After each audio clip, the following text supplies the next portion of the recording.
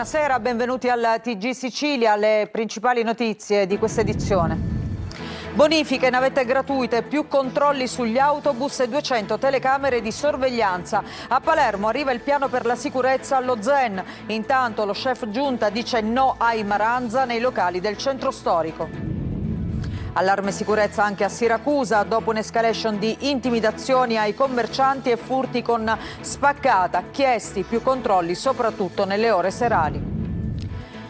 Torna il sole ma restano i disagi nel Messinese per le piogge e la neve dei giorni scorsi. Gita sull'Etna, finisce male per 2 famiglie, soccorse nei tornanti pieni di ghiaccio. A Librino lezioni con sciarpe e cappotti dopo il furto dei cavi elettrici in una scuola.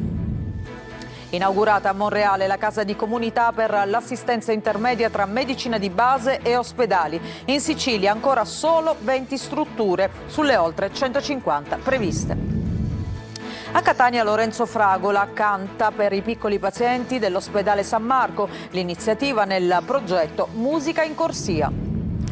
Calcio Serie B, il Palermo a Mantova porta a casa un solo punto tra rimpianti e recriminazioni. In C la rovesciata di Caturano è l'emblema della vittoria della Catania con la Cavese. La squadra di Toscano vince nel finale grazie alla qualità del suo organico.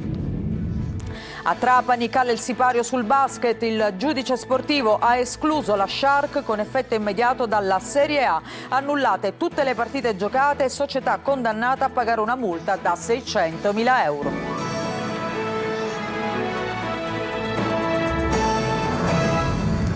Ancora ben trovati, in apertura del nostro giornale c'è la sicurezza.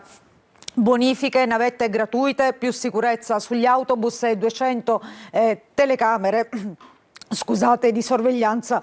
A Palermo arrivano le prime risposte per fronteggiare gli episodi criminosi allo Zen. Tonino De Mana.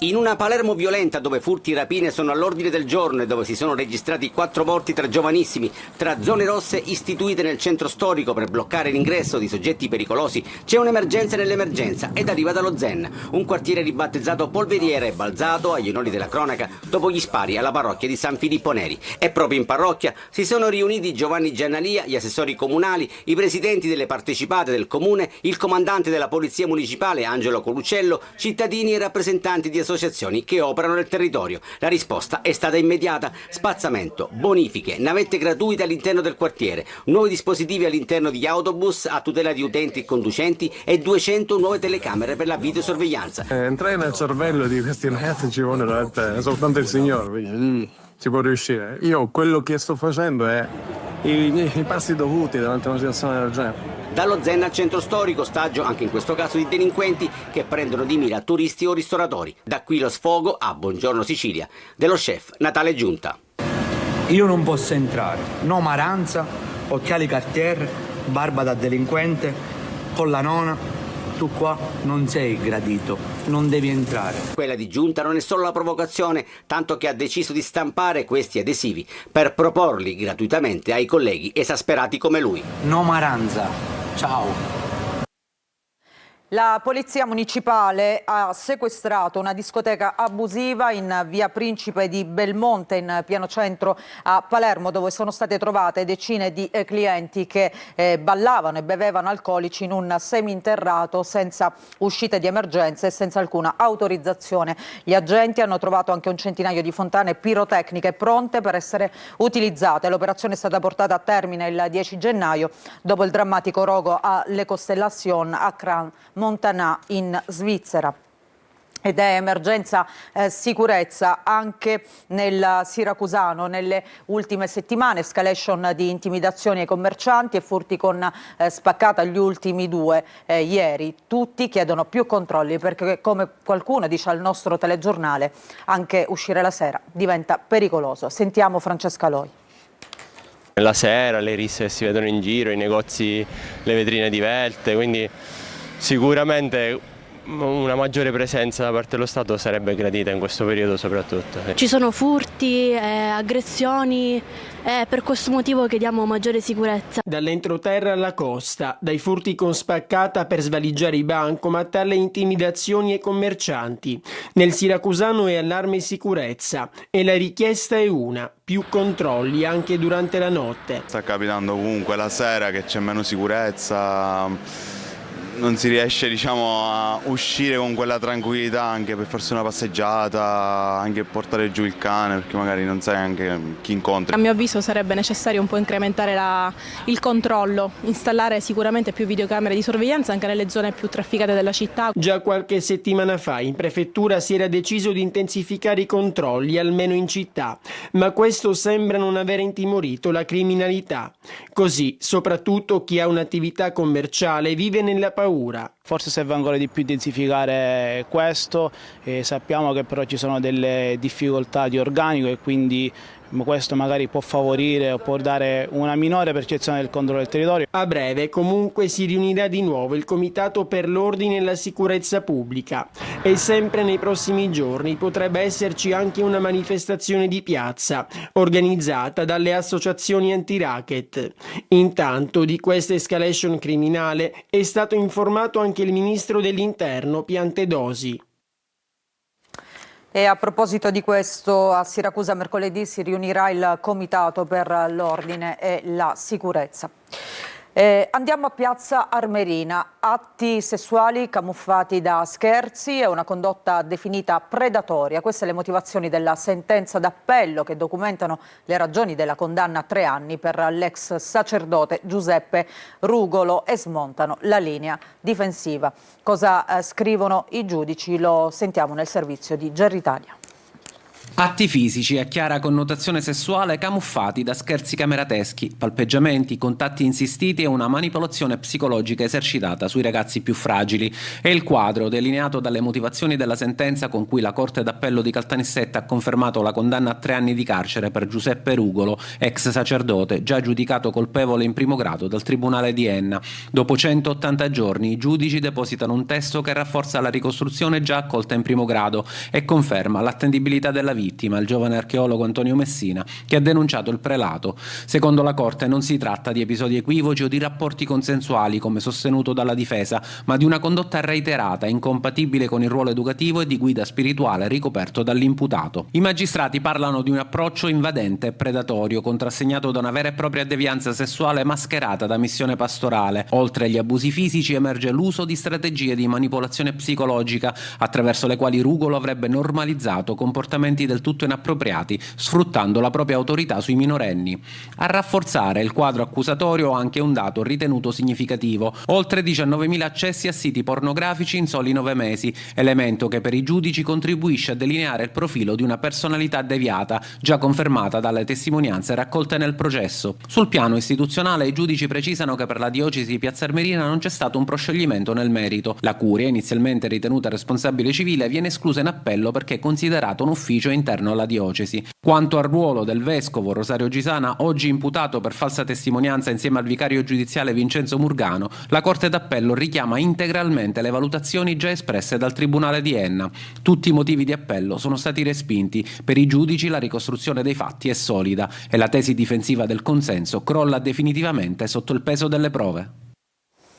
E adesso cambiamo argomento, parliamo di maltempo, previsioni in miglioramento, ma restano i disagi per pioggia e neve degli ultimi giorni, soprattutto nel Messinese. Francesco Triola. Sembra ormai essere alle spalle il weekend di maltempo, con la Sicilia sferzata da vento di burrasca e giorni caratterizzati da piogge sulle coste e neve nell'entroterra.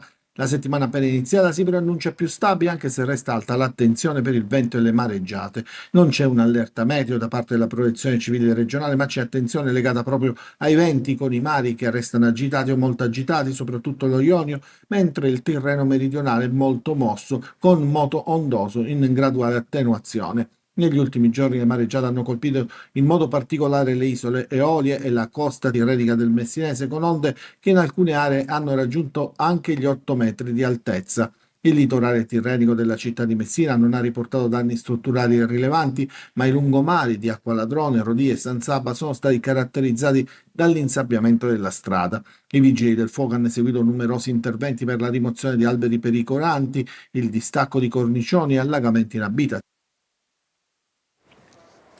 Andiamo sull'Etna, dove il vento e la neve insufficiente fanno tenere ancora chiusi gli impianti sciistici. E intanto traffico in tilt ieri sui tornanti per il vulcano. La gita in montagna finisce male per 2 famiglie con un neonato che sono state soccorse perché bloccate dal ghiaccio. Eva Spampinato. È uno scenario suggestivo e affascinante quello che trasforma l'Etna quando cade abbondante la neve, come quella che vedete nei video realizzati dagli escursionisti che ieri hanno affrontato i tornanti del vulcano per raggiungere Piano Provenzana. Qui a Etna Nord gli impianti di risalita rimangono chiusi. La neve c'è, ma non basta per far girare seggiovie e ski lift, complice anche il forte vento che l'ha spazzata lontana dalle piste. Poco conta, i gitanti ieri hanno lo stesso preso d'assalto il vulcano, molti però non curanti dei pericoli. Sull'Etna le condizioni meteorologiche cambiano repentinamente, che nel giro di un'ora si può passare dal sole pieno a una tempesta di neve. Questo succede ovunque in alta montagna. L'Etna non è solo un vulcano, ma è anche una montagna, ed è una montagna alta, peraltro al centro del Mediterraneo. La voglia di neve dunque non ferma neppure chi non è attrezzato adeguatamente per affrontare la montagna. Disagi sulla viabilità, soprattutto nel versante sud, traffico in tilt per auto e bus senza gomme da neve. A Nicolosi, volontari e vigili urbani hanno regolato il flusso. A Piano Provenzana è dovuto intervenire il soccorso alpino per aiutare 2 famiglie con bambini e un neonato bloccate su strade ghiacciate con mezzi non attrezzati, mentre a sud sono intervenuti gli uomini della Forestale. Siamo andati a recuperare 4 ragazzi che si erano persi, c'era una tormenta sul piano Mirio di Biancavilla e lì siamo andati a recuperare, peraltro non avevano catene, non avevano nulla. L'invito resta uno e sempre lo stesso: prudenza, catene a bordo e attenzione alle condizioni meteo.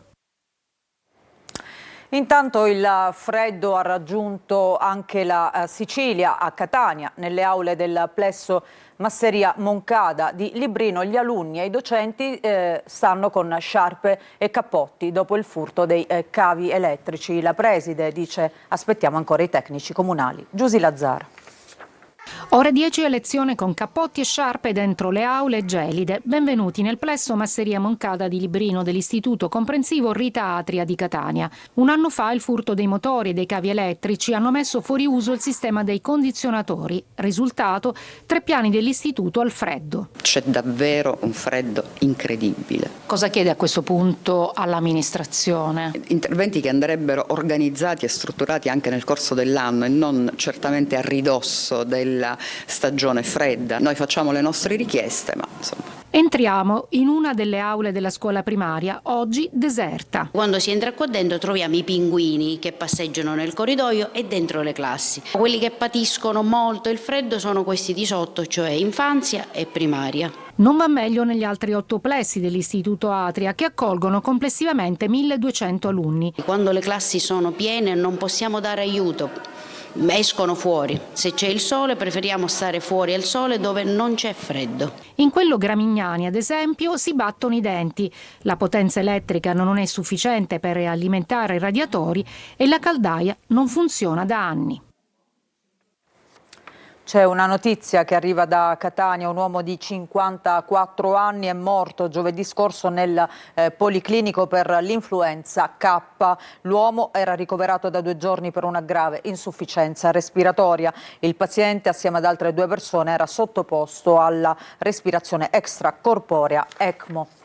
E parliamo proprio di sanità. A Monreale è stata inaugurata una nuova casa di comunità realizzata con i fondi del PNRR. In tutta la regione in questi mesi ne saranno aperte oltre 150, ma attive al momento ce ne sono soltanto 23. L'obiettivo è quello di alleggerire la pressione appunto che c'è negli ospedali e fornire un presidio sanitario diretto al cittadino. Sentiamo Marco Bulla. Via. Questo lo conserviamo. È stata inaugurata questa mattina a Monreale la Casa della Comunità, una nuova struttura della sanità territoriale che rappresenta un punto importante per i cittadini della provincia e soprattutto consente di alleggerire la pressione che c'è negli ospedali, soprattutto in questo periodo. Servirà da polmone per evitare da un lato l'intasamento degli ospedali quando non ve ne sarà bisogno, dall'altro lato una corretta assistenza nei confronti dei pazienti. In tutta la Sicilia in questi mesi di case di comunità ne saranno aperte oltre 150, tutte realizzate con i fondi del PNRR. Una sanità diversa, territoriale, più a contatto con il cittadino per evitare il sovraffollamento degli ospedali. Il DM77 apriva già nel 2022 alla necessità di strutturare percorsi che avvicinassero di più gli operatori e i cittadini. Cioè, il cittadino dovrà anche riconoscere a queste strutture quella capacità che hanno di poter far fronte a dei bisogni che non sono complessi, che non sono acuti, a cui continuerà naturalmente a dare la risposta il presidio ospedaliero di riferimento. La casa di comunità è un principio di continuità assistenziale, fatto anche di diagnostica, fatto di percorsi terapeutici.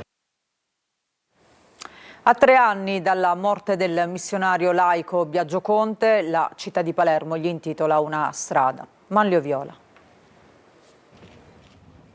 Si chiama da oggi via Biagio Conte, il tratto di strada di via Tirassegno compreso fra Corso dei Mille e via Archirafi a Palermo. A 3 anni dalla morte di fratel Biagio Conte, l'amministrazione comunale di Palermo ha deciso di intitolargli quel tratto di strada da sempre teatro delle sue attività. Proprio lì, poco distante, sorge la prima sede della missione Speranza e Carità. Sono le strade dell'impegno di fratel Biagio che ha lasciato alla città in eredità ben 3 missioni e un'attività forte nella tutela degli ultimi. Siamo esattamente all'incrocio tra la via Decollati e la via Archirafi, a 2 passi da via Garibaldi e da quella stazione centrale che fu l'inizio, il fulcro della prima attività di impegno sociale, civile e religioso di Biagio Conte. La città ricorda fratel Biagio a 3 anni dalla morte con 3 giorni di eventi. Dopo quello pubblico di oggi dell'intitolazione, la missione diventa cittadella della speranza in via Decollati con eventi e dibattiti. Quella stessa missione che nei giorni scorsi ha rischiato la chiusura per un debito di centinaia di migliaia di euro con l'acquedotto.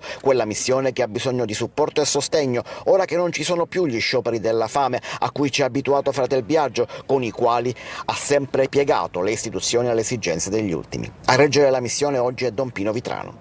Operare come lui operava per noi è la cosa più grande, allora è quello che è la cosa più bella. Su fratel Biagio si sta già realizzando un film, sarà la storia del figlio di una famiglia di costruttori benestanti che abbandona l'agiatezza per seguire la strada del sostegno ai poveri e con la sua determinazione costruisce quello che oggi è il rifugio della speranza in piena città di Palermo. Il cantautore Lorenzo Fragola canta per i piccoli degenti del reparto di pediatria dell'ospedale San Marco di Catania. L'iniziativa rientra nel progetto Musica in Corsia. Luca Ciliberti. Mattinata di grandi emozioni all'ospedale San Marco di Catania, dove quasi a sorpresa è arrivato Lorenzo Fragola, noto cantautore, già vincitore di un'edizione di X Factor, per fare visita ai piccoli pazienti del reparto di pediatria. L'artista è stato accolto dalla direttrice del reparto, Milena Laspina, tra i sorrisi dei bambini e del personale. Imbracciando la sua chitarra ha intrattenuto tutti per regalare un pizzico di distrazione e leggerezza per tutti coloro, degenti, genitori, operatori sanitari che ogni giorno sono costretti a fare i conti con la malattia e spesso con la solitudine.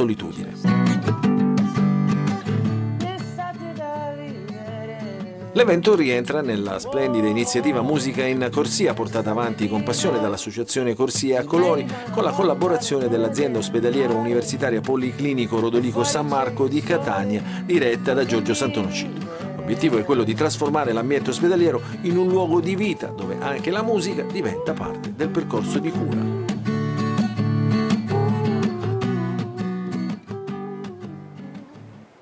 Facciamo una pausa, ritorniamo tra poco con la nostra pagina dedicata allo sport, non solo calcio ma anche basket. C'è un'importante novità che riguarda la Shark di Trapani. A tra poco.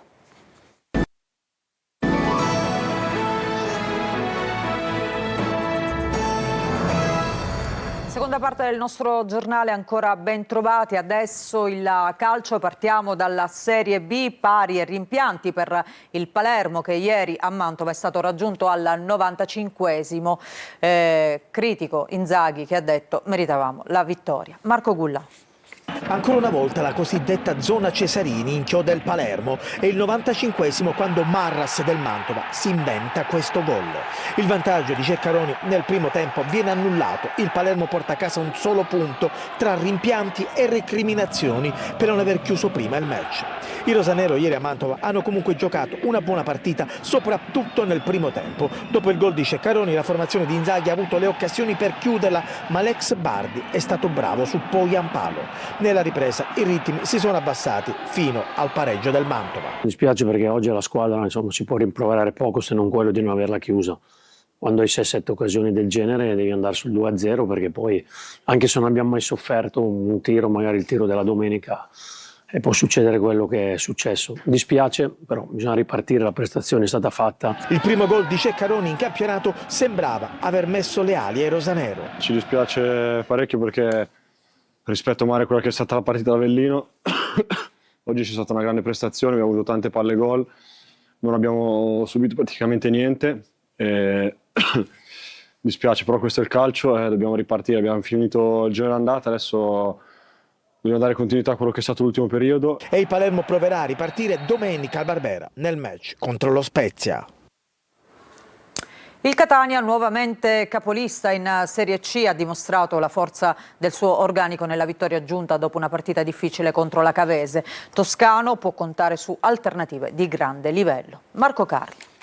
Per riscrivere il finale servono alternative superiori. Il Catania con la Cavese, dopo una partita difficile, ha dimostrato nel modo più chiaro possibile di avere un organico di altissimo livello. Se i protagonisti, oltre al sempre presente Di Gennaro, arrivano tutti dalla panchina, Bruzzaniti, autore dei 2 assist, Rolfini che avrebbe meritato il gol, Caturano che si è sbloccato con una rete in acrobazia, se gli ultimi 3 appunto sono tutti subentrati, il messaggio è chiaro. Il Catania può risolvere tanti problemi con la qualità dell'ampia rosa. Con la Cavese l'ha fatto nel finale di partita. Eravamo una delle poche squadre al vertice che non aveva vinto mai una partita nei minuti finali, quindi averlo fatto oggi vuol dire che la squadra l'ha metabolizzato questo concetto e anche perché in un campionato ci vogliono delle partite equilibrate dove la devi sbloccare alla fine. Prima della rete di Di Gennaro che insieme al pari del Benevento riporta il Catania in testa è tutto più complicato. La Cavese regge, gioca anche meglio in avvio di ripresa ma senza impensierire Dini. Il Catania si affida ai piazzati e pur non incantando crea occasioni per passare anche in avvio di partita, non concretizzate.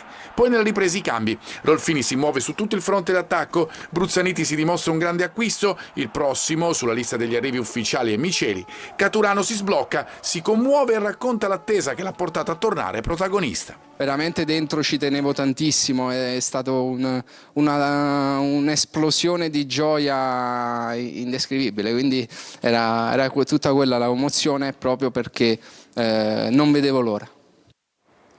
E adesso il basket con questo epilogo amaro e anche drammatico per la Trapani Shark. Infatti il giudice sportivo ha escluso la squadra con effetto immediato dalla Serie A 2025-2026. Ha inoltre comminato un'ammenda da 600.000 euro e annullato tutte le partite giocate. Laura Spanò.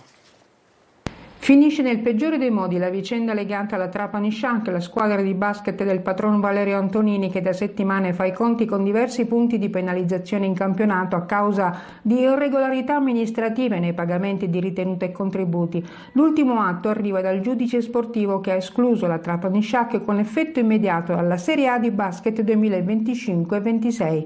Questa è la decisione dopo quanto accaduto nella gara di sabato fra il Granata e Trento e preso atto sia del rapporto della gara redatto dal sostituto procuratore federale sia dalla precedente rinuncia da parte del club alla partita contro la Virtus Bologna. La misura è stata decisa in seguito alla mancanza di uguaglianza competitiva. Il giudice ha quindi disposto l'esclusione della Trapani Shark dalla partecipazione al campionato di Serie A per la stagione in corso. Ha annullato tutte le partite sin qui disputate dalla Shark, ha comminato un'ammenda di 600.000 euro e al patron Valerio Antonini inflitto un'inibizione di 3 mesi. Ha disposto la trasmissione degli atti alla Procura federale per gli eventuali accertamenti di competenza. Il campionato della Shark era iniziato con 4 punti di penalizzazione frutto di irregolarità amministrative relative al corretto adempimento dei versamenti IRPEF e INPS. A novembre poi un ulteriore punto di penalizzazione e altri 3 a fine dicembre per irregolarità amministrative nell'iscrizione al campionato 2025-26. Il 9 gennaio poi un altro -2. Facciamo un'altra breve pausa, ritorniamo tra poco con gli ultimi aggiornamenti.